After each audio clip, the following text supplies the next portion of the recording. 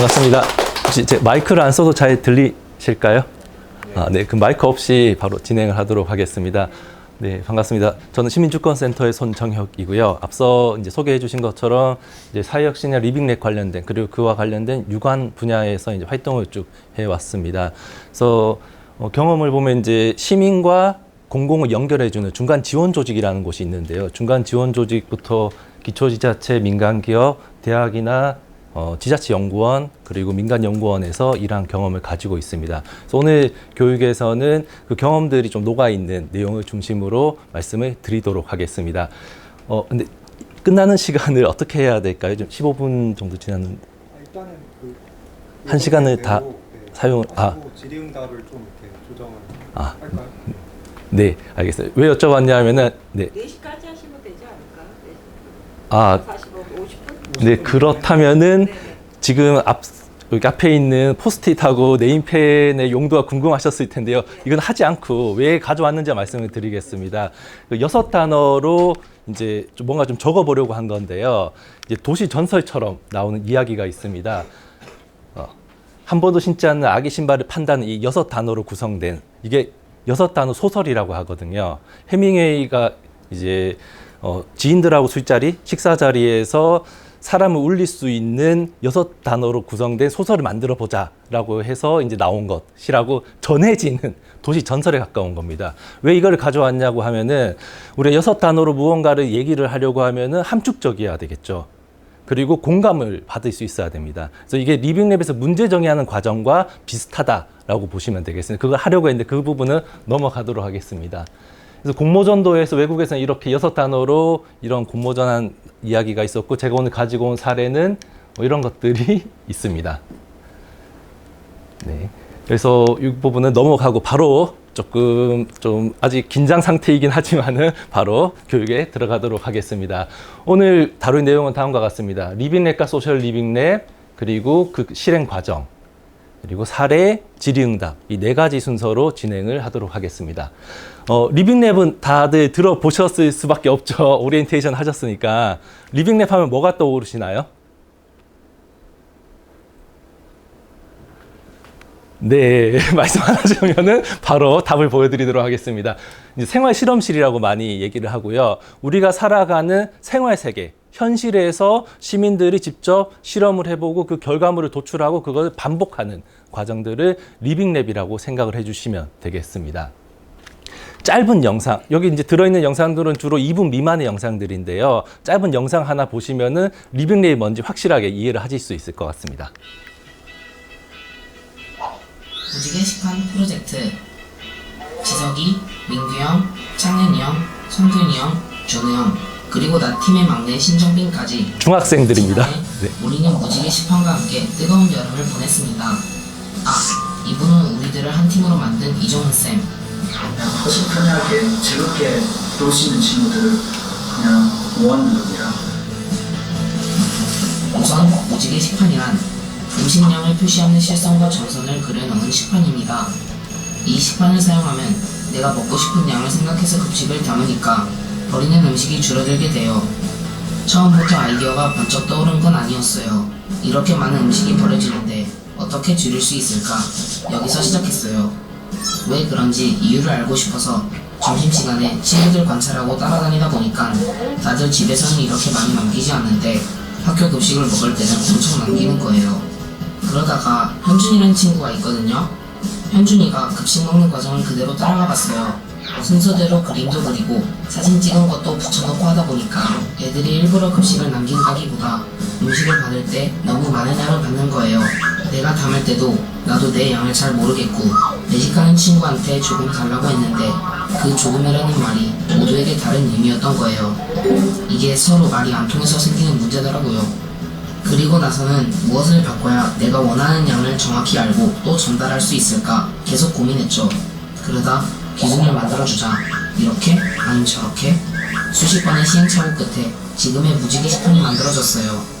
우선 50개를 만들어서 우리 반 아이들 점심시간 때 먹어봤는데 실제로 음식물 쓰레기가 눈에 띄게 엄청 준 거예요.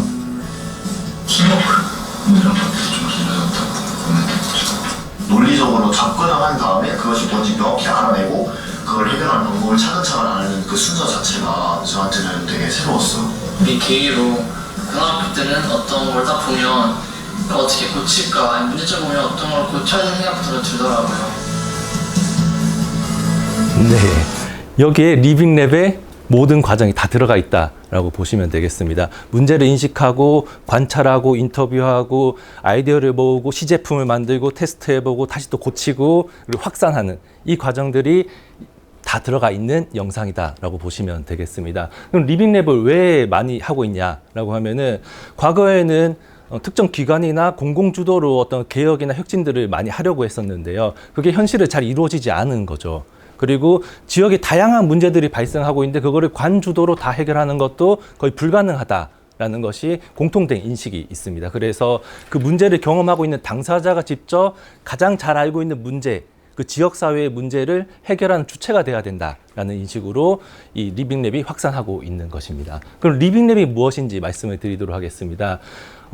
유럽 리빙랩 네트워크에서는 이렇게 6가지를 리빙랩의 구성 요소로 보고 있습니다. 첫 번째는 능동적인 사용자의 참여, 그 시민의 참여가 필요한 것이고, 그리고 실제 환경, 실제 생활 환경을 기반에 두는 것, 그리고 다양한 이해관계자의 참여, 다양한 반복론적 접근, 공동 생산, 참여한 주체들이 공동으로 생산한다라는 뜻이고요. 과거에는 이게 없었습니다. 초기 리빙랩 구성 요소에는 조율자 역할이 없었는데 계속 진행하다 보니까 다양한 이해관계자들 간의 불협화음, 갈등들도 생기고 탈락자도 생기고 이런 것들을 경험하면서 핵심 요소로서 조율자의 역할까지 들어가는 것이 최근 추세입니다. 거기에 더해서 소셜 리빙랩은 사회적 가치, 공공의 이익을 추구하는 것이고 시민이 주도하는, 단순한 참여자가 아니라 주도하는 위치로 시민을 위치 지어주는 것, 그리고 지역에 있는 자원들을 적극적으로 연결하는 것, 이것들을 포함했을 때 저희가 소셜 리빙랩이다라고 얘기를 하고 있습니다. 앞서 말한 공동 생산에 대해서 조금 더 설명을 드리면은 특히 이제 대학하고도 연관이 많이 되어 있는데요. 대학은 많은 자원을 가지고 있죠. 여기에 보시면은 연구기관으로서 역할도 있고 교육기관으로서 역할도 있고 캠퍼스를 대상으로 리빙랩을 할 때는 지역 주민의 역할도 되는 것이죠. 그래서 다양한 이해관계자들, 관련자들이 모여서 같이 동등한 위치에서 협의하고 논의해서 결과물을 만들어내는 과정이다. 누군가가 특별히 전문가 주도로 간다라기보다는 공동으로 논의한다. 이게 핵심이다라고 보시면 되겠습니다. 그리고 이렇게 해서 실험을 하고 평가를 거친 다음에 완료하는 과정들을 반복하는 것이 이제 공동 생산을 적용한 리빙랩이다라고 생각해 주시면 되겠습니다. 리빙랩의 키워드는 6가지로 얘기를 할 수가 있는데요. 우선 앞서 말씀드린 것과 같이 이제 당사자, 시민 중심으로 이루어지는 것, 그리고 공동의지라는 것은 각자가 생각하고 있는 문제는 개인의 문제인데 서로 대화를 나누고 소통을 하는 과정에서 이게 사회 문제, 공동의 문제로서 된다라는 것입니다. 개인의 문제를 해결한다라기보다는 공통으로 인식하고 있는 문제를 해결하는 과정이다라는 것이고, 기술 중심의 문제 해결이 아니라 실제 문제 해결 그 자체에 중심을 둔다라는 것입니다. 기존의 최초의 리빙랩은 기술이나 어떤 제품 개발의 과정이 많이 적용이 됐었는데요. 현재 흐름은 이제 문제 해결에 좀 더 초점을 맞춘다라고 보시면 되겠습니다. 또 하나는 한 번으로 결과가 나오는 것이 아닙니다. 이 가설 수립이라는 것은 어떻게 될 것인가를 예측해 보는 것이죠. 그렇게 안 될 수도 있다는 것이 반드시 전제된다라는 것입니다. 그래서 가설 수립한다는 건 실패도 염두해 두는 것이고 반복하는 과정이다라고 생각을 하시면 되겠습니다.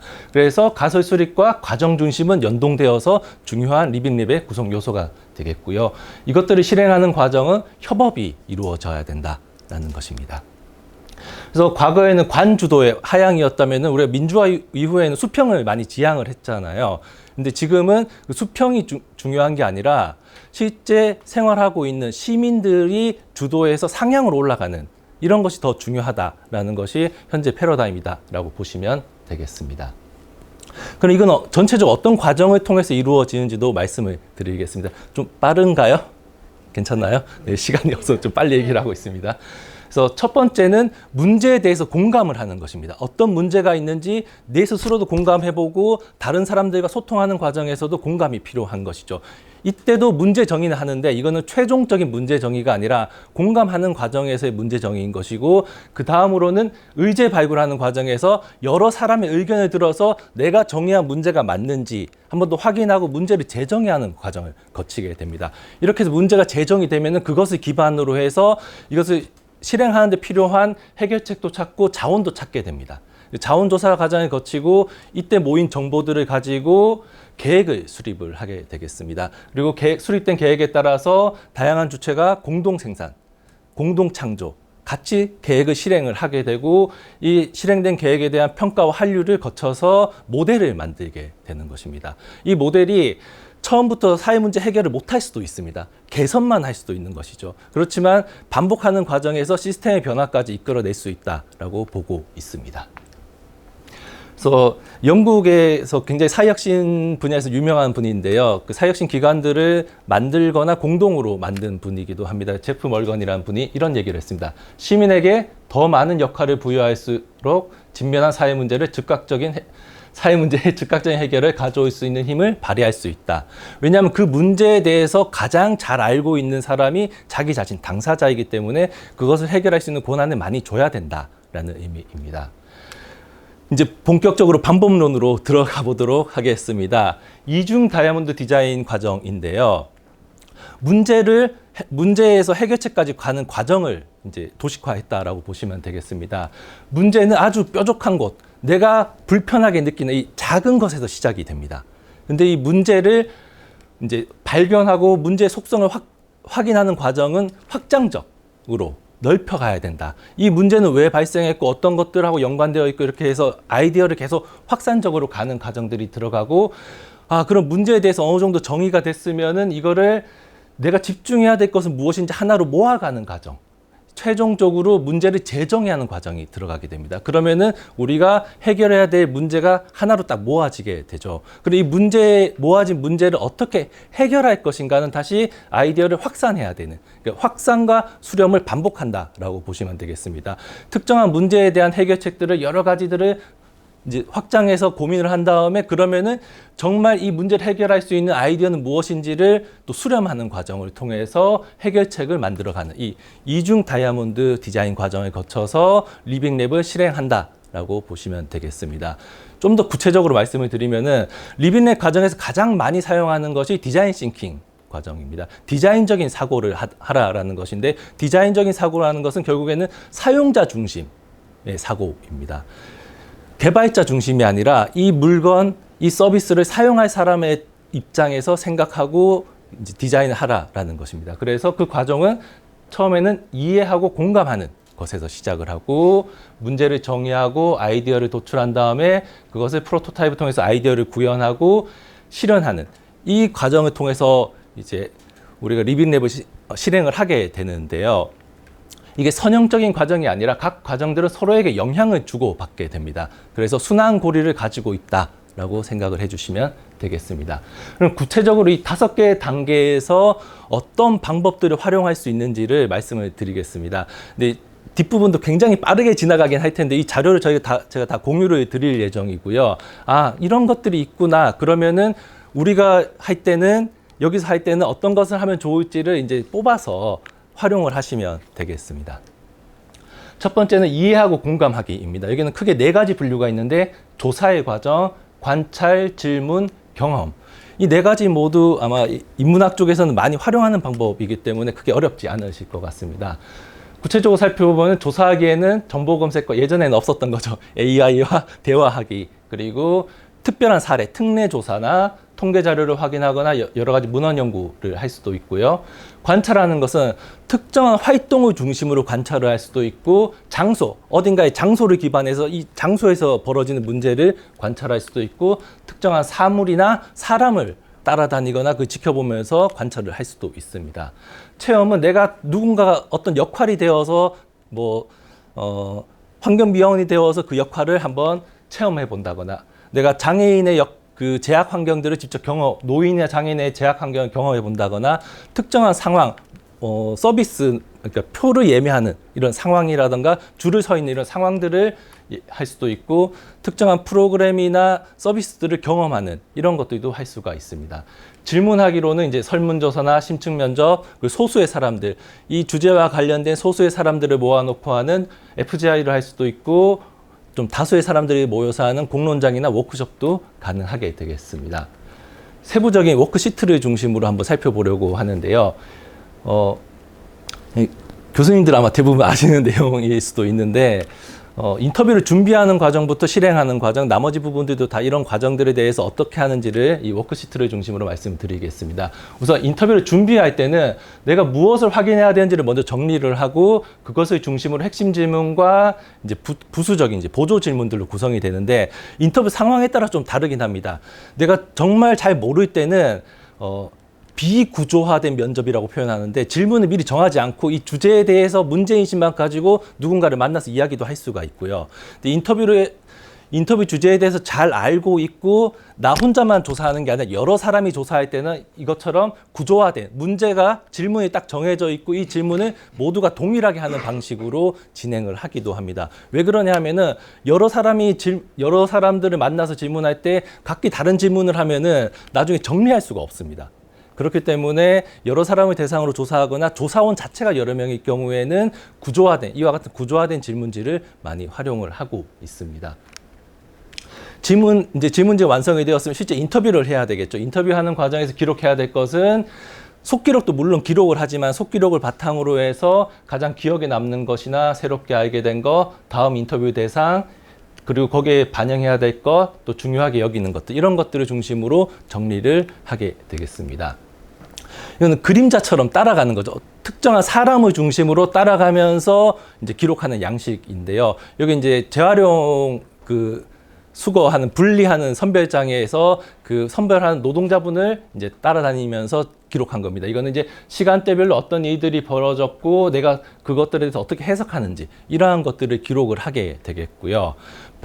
아까 말씀드린 이제 장소를 중심으로 하면 이렇게 기록을 하게 되겠습니다. 이 장소에서 어떤 것들이 발생했고 그 상황에 대한 해석, 그리고 관련된 쭉 상호작용이나 어떤 영향을 주는지를 정리해서 기록을 하게 되겠습니다. 왜 이런 것들을 활용하냐 하면은 사람들마다 인식하고 그 해석하는 것이 다 다르기 때문에 이런 틀을 만들어 놔야지 객관화가 훨씬 더 유리합니다. 그래서 이러한 틀들을 많이 활용을 하게 되겠습니다. IAEO 관찰 틀이라는 것이 있는데요. 이건 외우기 쉽죠. 그래서 활동과 환경, 그 사물과의 상호작용, 사물 자체가 어떤 것들을 보여주고 있는지, 그리고 사용자는 어떤 상황에 놓여 있는지를 쭉 정리하는 이러한 관찰 틀을 사용하기도 합니다. 앞서 나온 것들을 좀 종합한 것이라고 봐도 되겠습니다. 그리고 아마 알고 계신 분도 있겠지만은 패트리샤 무어라는 여성 노년학자, 그러니까 노화학에 관련된 연구를 하시고 서비스 디자인의 어떤 선구자인 분인데요.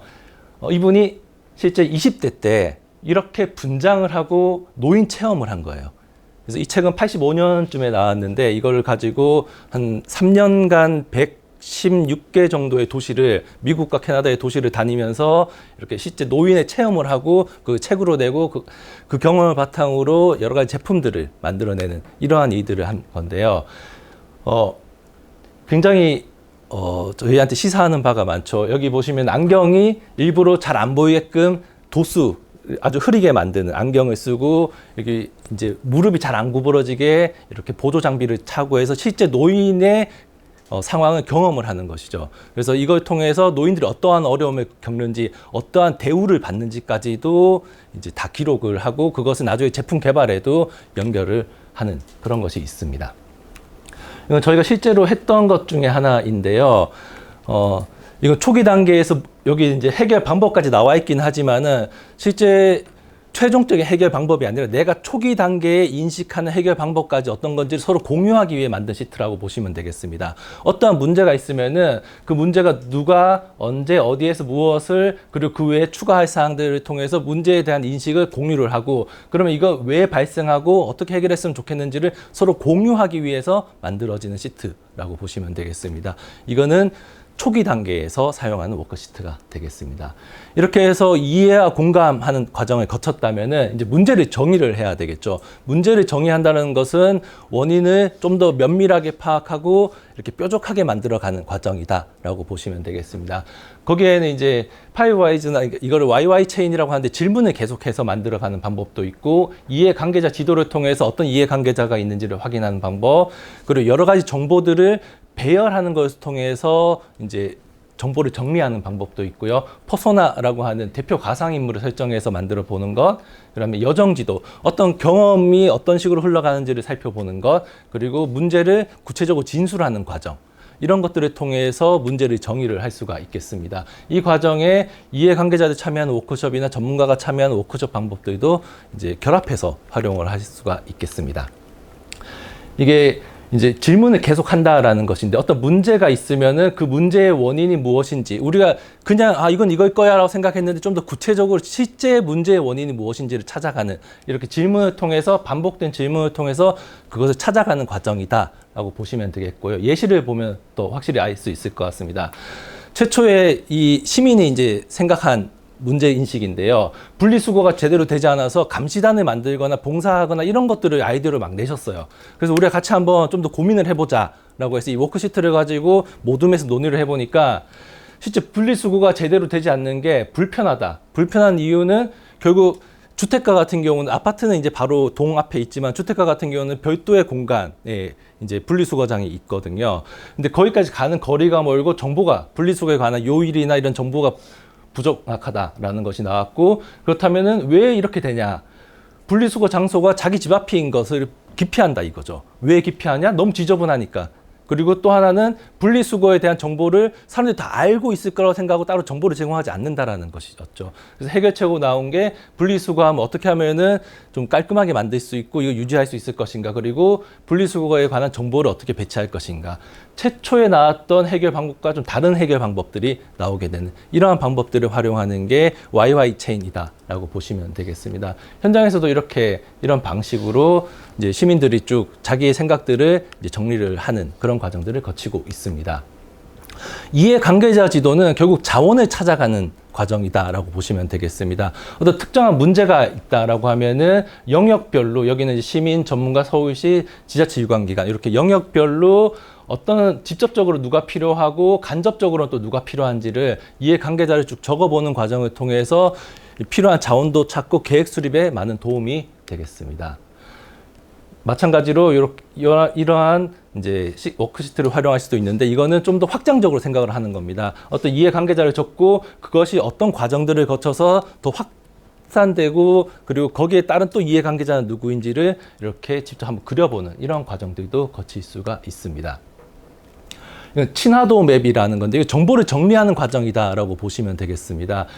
이게 연역적으로 어떤 주제를 설정해놓고 문제나 주제를 설정해놓고 거기에 따른 정보들을 적어가는 과정으로 만들 수도 있고요. 아니면 내가 생각하는 이 참여자들이 생각하는 것을 다 적고 귀납적으로 밑에서부터 쭉 배열을 한 다음에 이제 주제를 만들어가는 이 양쪽의 방법을 모두 다 사용할 수가 있는데요. 이건 뒤에 설명드릴 브레인스토밍이나 브레인라이팅 같은 것에서 이제 결합해서 많이 활용을 하게 되겠습니다.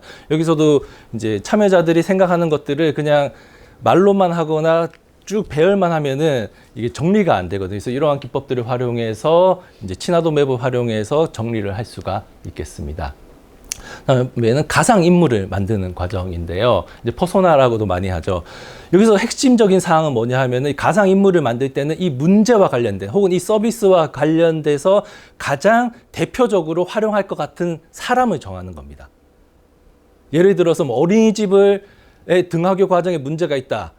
그 문제를 해결하려고 하면은 그 아이를 둔 부모를 설정을 해야 되겠죠. 부모나 조부모나 이렇게 설정을 하는 것처럼 그 문제와 관련된 핵심된 사람을 가상인물로 만드는데 굳이 한 명만 만들 필요는 없습니다. 두세 명 만들어도 상관없고 가족 단위로도 만들 수가 있고요. 이렇게 해서 가상인물을 만들어서 이름도 지어주고 나이도 하고 성별도 하고 이렇게 해주는 이유는 구체화될수록 이 사람이 실제로 어떤 행동을 할지를 어떤 어려움을 겪을지를 예측하기가 훨씬 더 쉬워지기 때문입니다. 그 과정을 통해서 어떤 특징이 있고 가장 힘든 것, 문제를 해결하기 위해서 기존에 한번 시도해 봤던 것, 그리고 주요한 이해관계자들을 쭉 정리도 해볼 수가 있겠습니다. 이것도 마찬가지로 수혜 시민의 정형이라는 게 퍼소나를 만드는 것이고요. 그래서 일상의 관심사나 핵심 니즈나 같이 이런 그래프로도 그려보고 고민과 불만도 적어보는 것을 해볼 수가 있겠습니다. 이것과 결합해서 이제 여정지도라는 것을 만들 수가 있는데요. 어떤 문제 상황이 발생했을 때 시작부터 끝나는 지점까지 어떠한 것을 경험하는지를 이 가상 인물을 통해서 한번 그려보는 것입니다.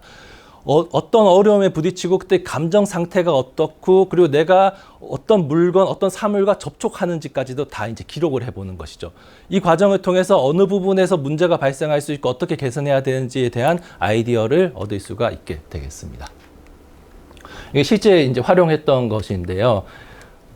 여기 가상인물, 가족을 만들고 여정을 쭉 적은 다음에 상황들, 그 상황들에 대해서 중요한 것들, 그리고 기대 수준 대의 만족도. 이렇게 해서 현장에서 이제 모둠 활동을 통해서 이런 것들을 만들어 갈 수 있다는 것입니다.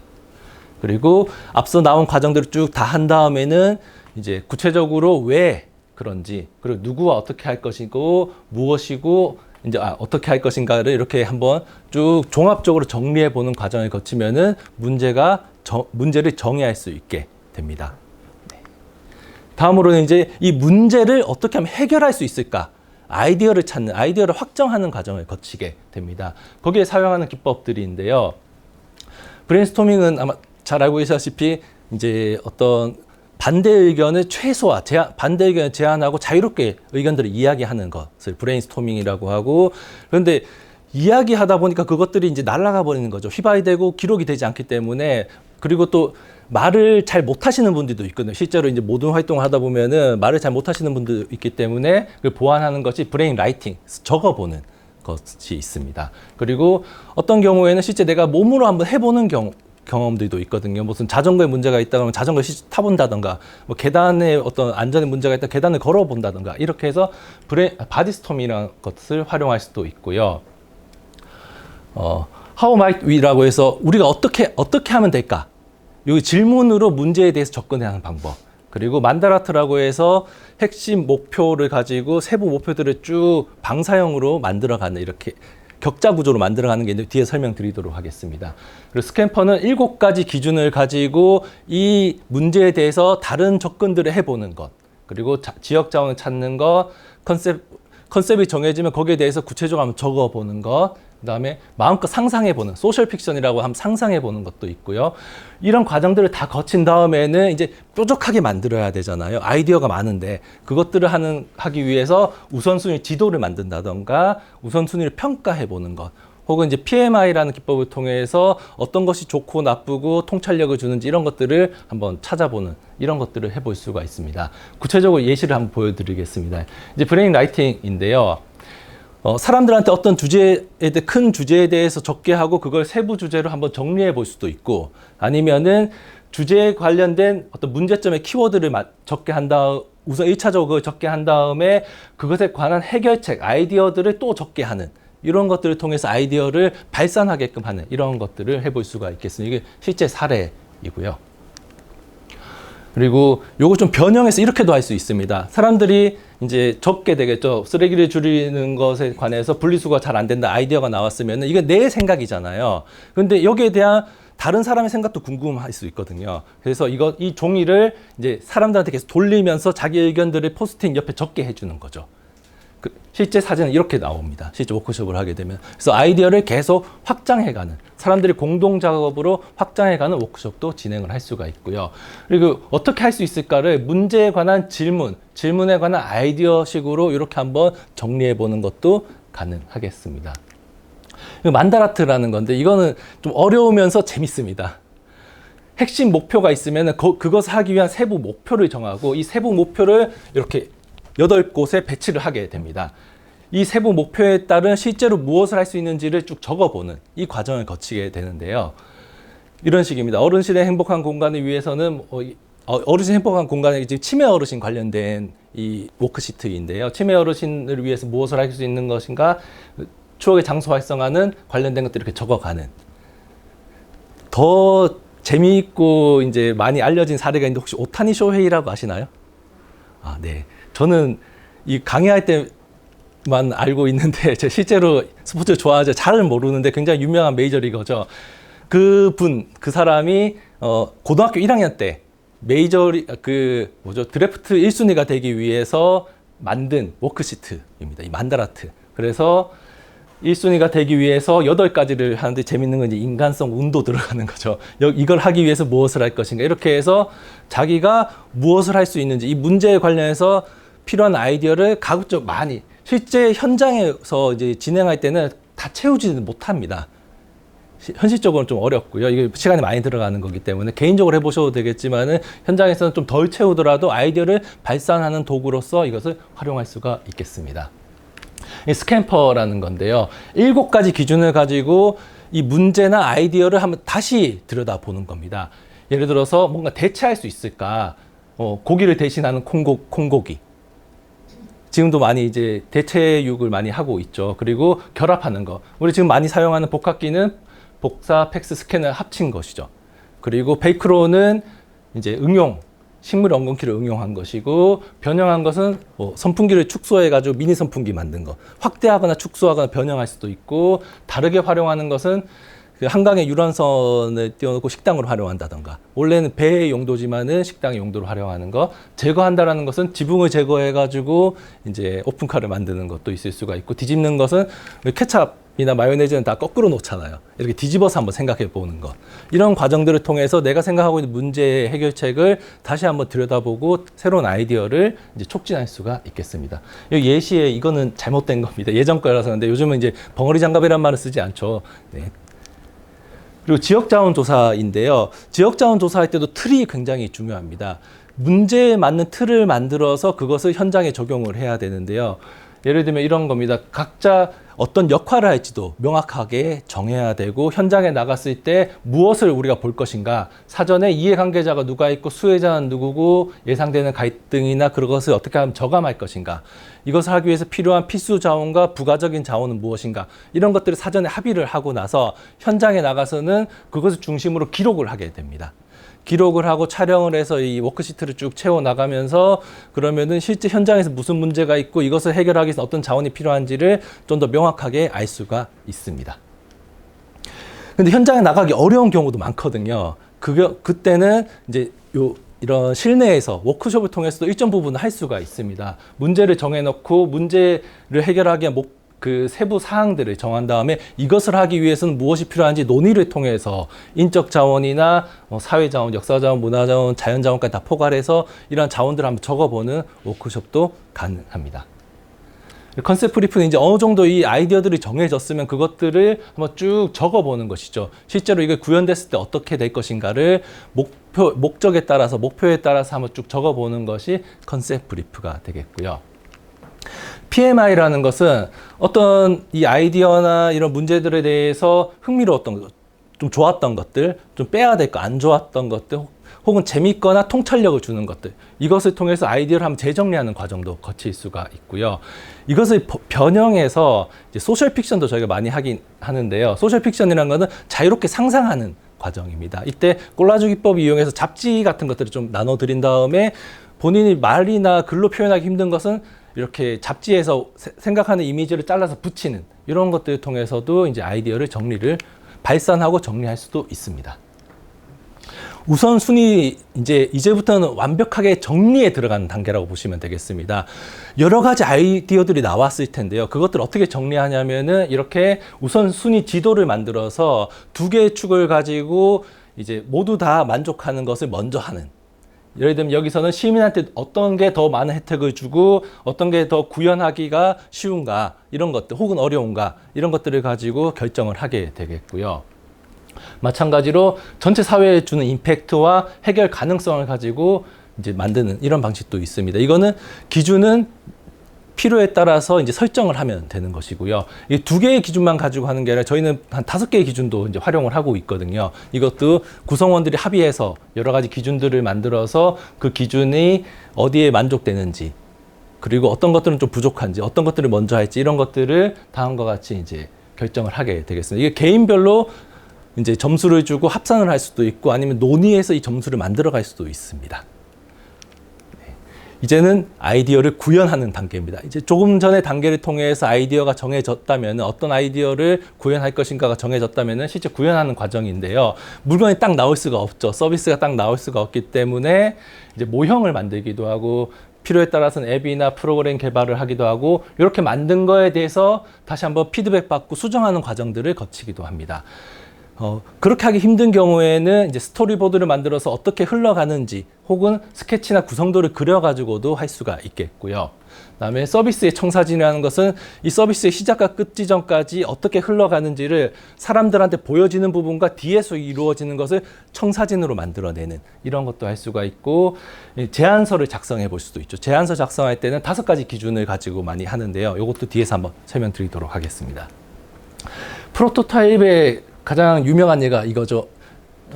PDA는 다 아시죠? 모르시는 분도 있을 겁니다. 이제 세대가 참석자 중에는 모르시는 분도 있을 텐데 90년대 초반부터 아마 2000년대 초반까지 많이 사용했던 개인 디지털 기기라고 생각을 해주시면 되겠고 최초의 PDA는 아닌데요. 최초의 PDA는 애플에서 만들었는데 이제 폭삭 망했죠. 폭삭 망했다는 것은 가격도 비싸고 여러 가지 문제점들이 있는데 이게 최초로 유행한 PDA, 판파일럿이라는 유행한 PDA인데요. 이거를 만든 분이 처음 어떻게 개발했냐? 나무를 깎아서 거기다 종이를 붙인 겁니다. 그리고 가지고 다니면 실제로 내가 이것을 어떻게 활용할 수 있을지를 테스트를 해본 거죠. 이게 이제 프로토타입이다라고 얘기를 하면 되겠습니다. 실제 많은 개발사들에서 제품을 만들 때 종이에다가 먼저 그려보기도 하고요. 아주 쉬운 형태로 모형들을 많이 만들고 있습니다. 그게 이제 프로토타입을 만드는 것이다라고 보시면 되겠습니다. 저희 또 프로토타입 만드는 서비스 모형 제작인데 이거 혹시 보신 적이 있을까요? 자전거가 쭉 오면 여기에 불이 들어옵니다.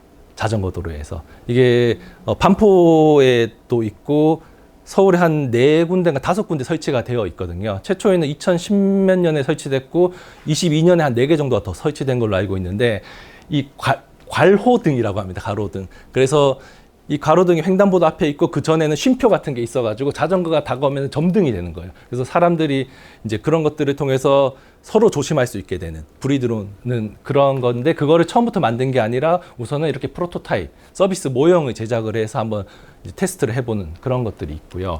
그 과정에서 피드백도 계속 받는 것이죠.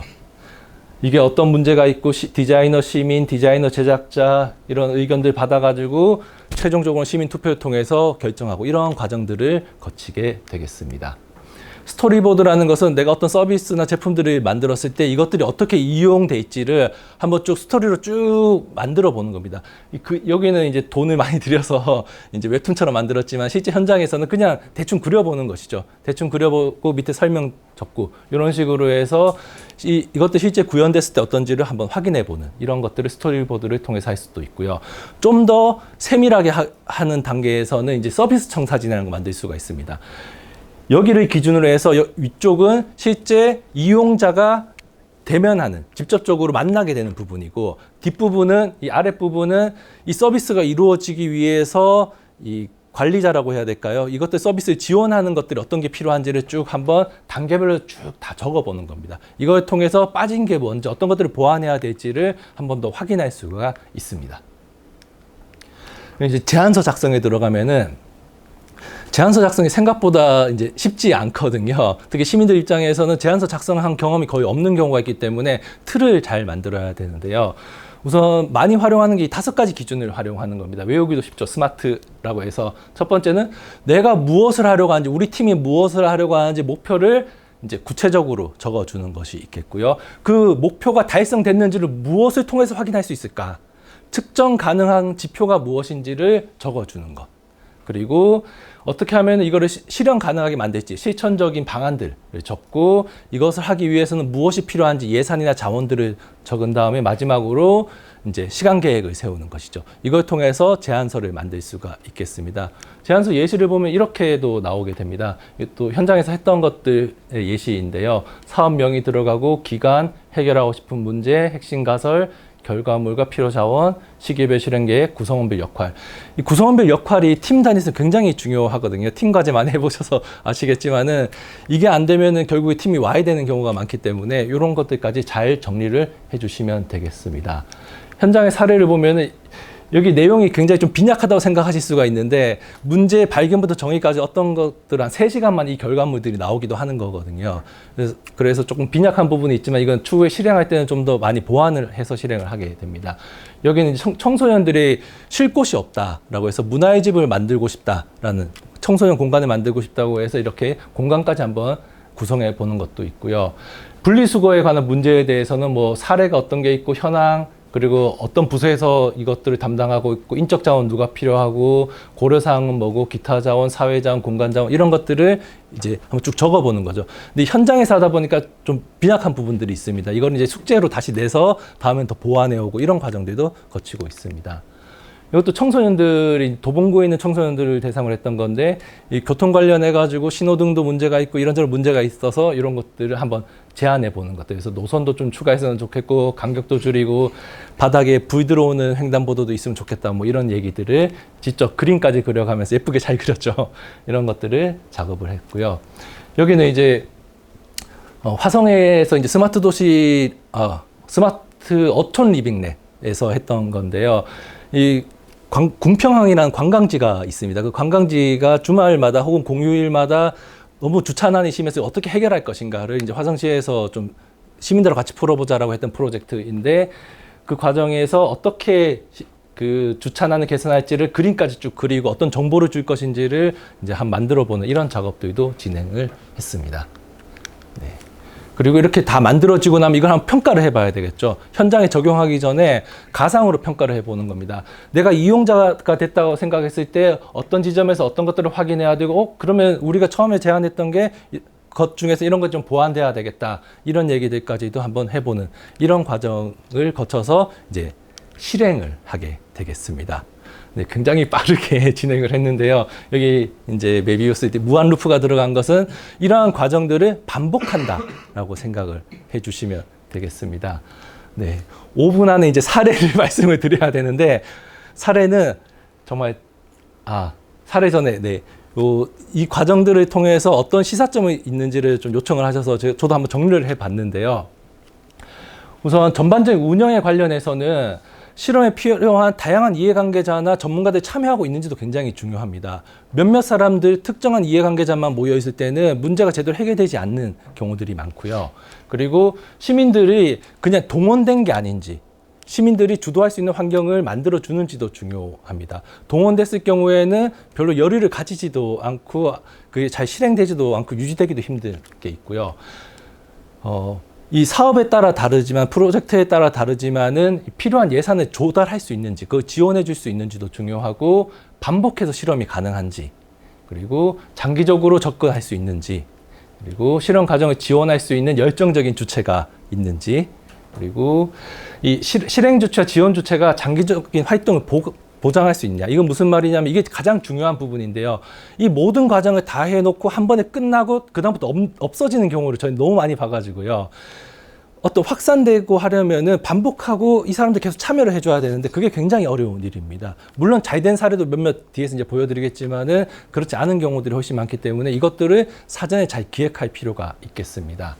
참여자의 관점에서 볼 때는 함께 해결하고 싶은 문제를 찾을 수 있는지 내가 이 자리에 왔을 때 내 고민들을 같이 공감하고 문제를 찾을 수가 있는지가 중요하고 해결 방법이 나왔을 때 그거에 동의할 수 있는지 동의한다는 것은 그 과정이 잘 설계됐을 때 동의할 수가 있거든요.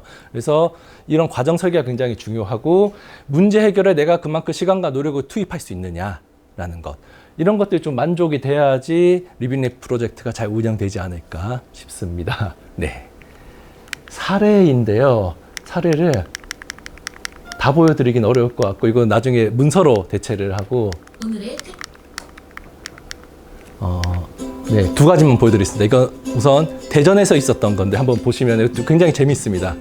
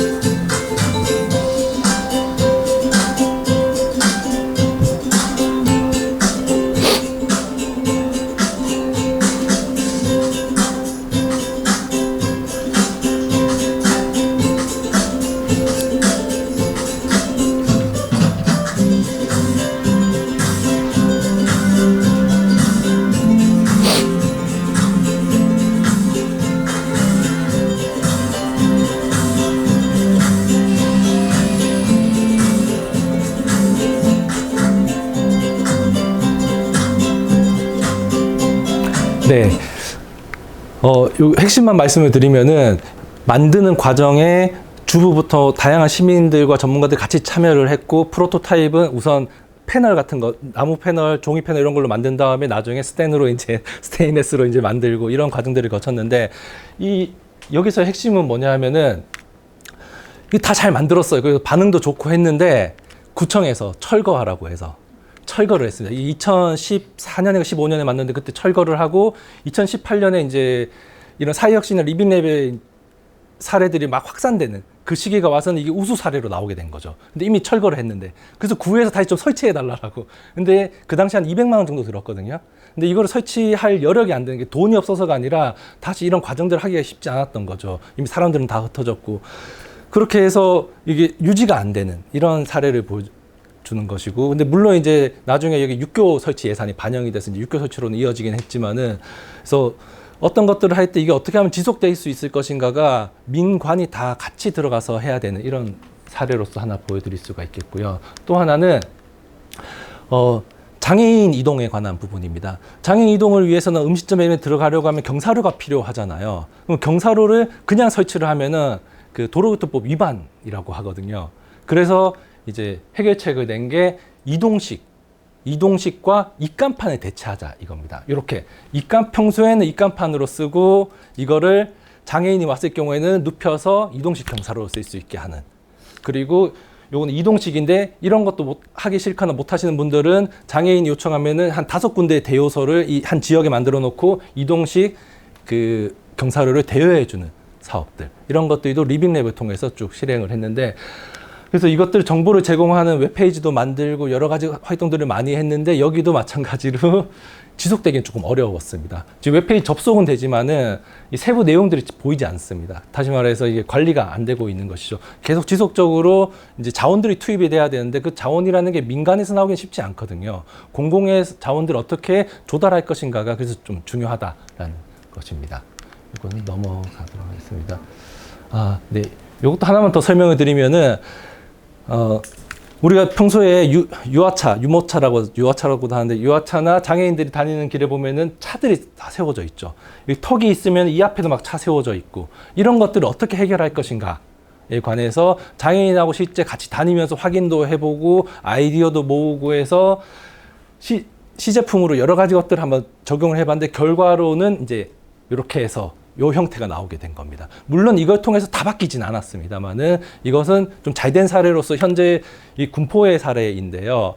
2022년에 시작을 했는데 작년까지도 이제 군포 도시공사하고 협약을 맺어가지고 점점 확산하고 있는 상황입니다. 이것은 잘된 사례로서 이제 말씀을 드릴 수가 있겠습니다. 이건 아마 여기 계신 교수님들이 더 잘 아시겠지만 유럽에서 이제 진행하고 있는 23년부터 내년 11월 말까지 진행하는 이제 안전한 모빌리티에 관련된 프로젝트인데요. 그 사례 중 하나를 가져왔는데, 이거 영상에 설명드리지 않고 어떤 사례냐면은 사람들이 건너가게 되면 신호등 이 횡단보도 바닥에 불이 들어오고 자전거 사고가 가장 많이 나는 곳 중에 하나가 그 도시에서 교차로에서 차가 우회전하는데 자전거 갈 때 이제 사고가 많이 나기 때문에 그때 점등되게 차가 어디서 서야 되는지 점등되게 하는 이런 것들을 꼴라라고 하는 모빌리티 인프라 기업이 있더라고요, 프랑스에. 그 기업하고 협업해가지고 시민들이 같이 참여하는 형태로 이런 것들을 했다라는 것입니다. 그래서 이런 실제 데이터들도 좀 더 확인할 수가 있었고요. 이거는 관련된 자료들이 홈페이지에서 한번 보시면은 다양한 사례들을 확인하실 수가 있겠습니다. 네. 4분에 넘겼습니다. 4시까지 마치지는 못했는데요. 네, 이제 궁금한 부분 있으면은 이제 질의응답으로 또 한 말씀드리도록 하겠습니다. 잠깐 5분 정도 쉬고 조금 네. 쉬시고 네. 너무 열받아서 아니요, 네. 쉬었다가 네, 맞습니다.